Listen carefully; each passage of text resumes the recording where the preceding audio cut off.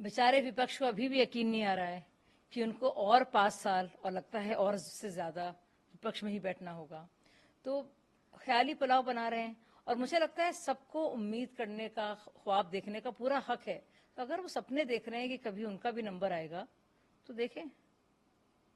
देखिए सरकार की नींव जो है बहुत ही मजबूत है। इसका फाउंडेशन बिल्कुल पूरी तरह से ठोस है और बजाय इसके कि इतने चाहे कटाक्ष हों या बद्दुआएं हों या दुर्भावना हो, उनका कुछ भी असर नहीं पड़ेगा। निरंतरता को लेकर इस सरकार में काम हो रहा है। पूरी कंटिन्यूटी के साथ जो अभी तक विकास का काम चल रहा है वो चलता रहेगा। और ये उम्मीद करें, ख्वाब देखें, इनको पूरा हक है। लेकिन इस तरह से ना तो लोगों को वर्गलाएं, ना बहकाएं, ना गुमराह करें और बार बार इस तरह की बद्दुआ ना दें अपने देशवासियों के लिए, अपने देश के लिए और अपनी ही सरकार के लिए कि अभी वो गिरे या अभी वो जाएगी।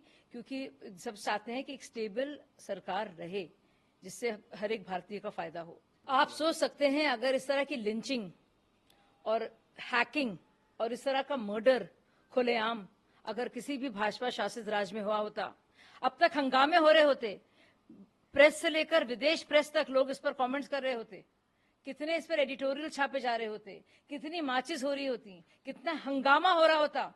एक इंसान को जो कि किसी विपक्ष की पार्टी का हेड है, उसका ये गुनाह है कि वो जहाँ की रूलिंग पार्टी है, तानाशाह जो पार्टी है वहां की, उसके साथ उसका मतभेद है और उसके लिए 6 लोग बाकायदा आते हैं और उसको हैक कर देते हैं और कितनी बेरहमी से।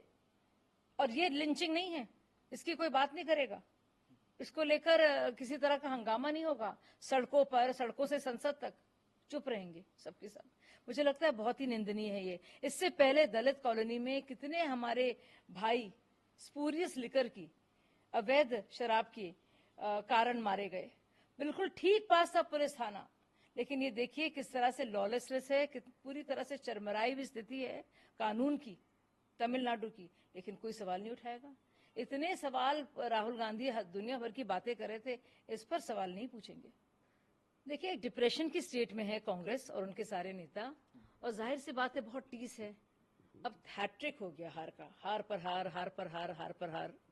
भाजपा की आप संख्या देखिए, 1/3 संख्या नहीं ला पाए।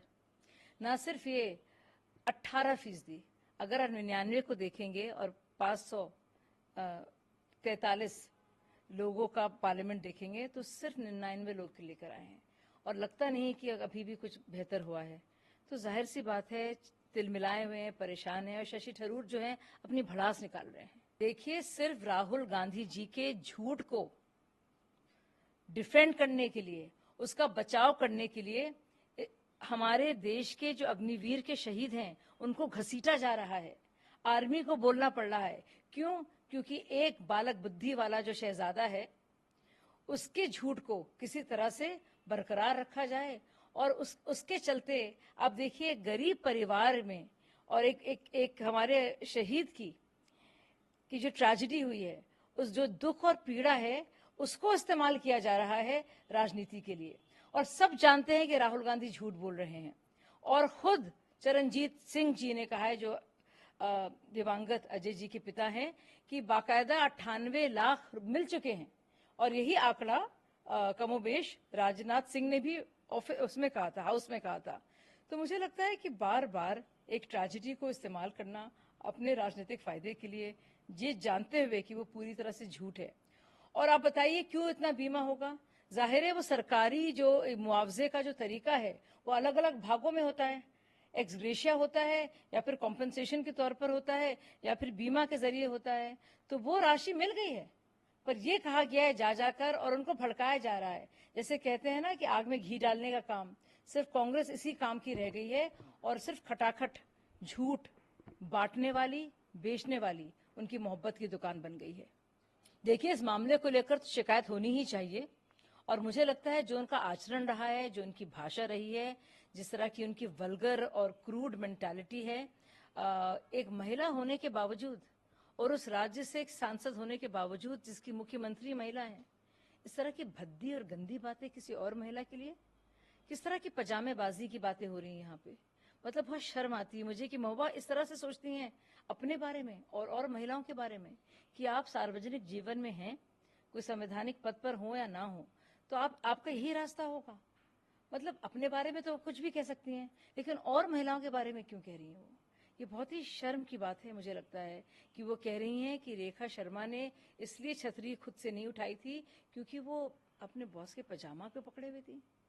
और खुद फिर इतनी शर्म की बात है कि महबूबा मोइत्रा जी का खुद वो आ जाता है तस्वीर सामने, जब वो कहीं बोल रही हैं और कोई और उठाए हुए है छाता।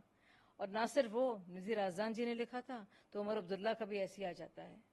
तो मतलब बेशर्मी देखिए, आपको कुछ ना कुछ कहना है, आपको किसी तरह से जलील करना है किसी एक महिला को, क्योंकि वो एनसीडब्ल्यू की है और वो भाजपा सरकार द्वारा अपॉइंटेड है। आपको ना तो महिलाओं की डिग्निटी से, नारी शक्ति से, नारी सम्मान से कुछ लेना देना है।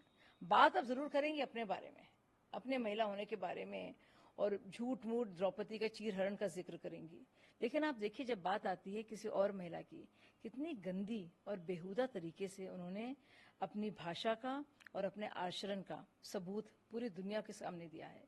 और ना तो उन्होंने माफी मांगी है, ना ही वो भद्दा उनका ट्वीट अभी तक उन्होंने डिलीट किया है, और अभी तक उसी पर वो जो है बनी हुई हैं।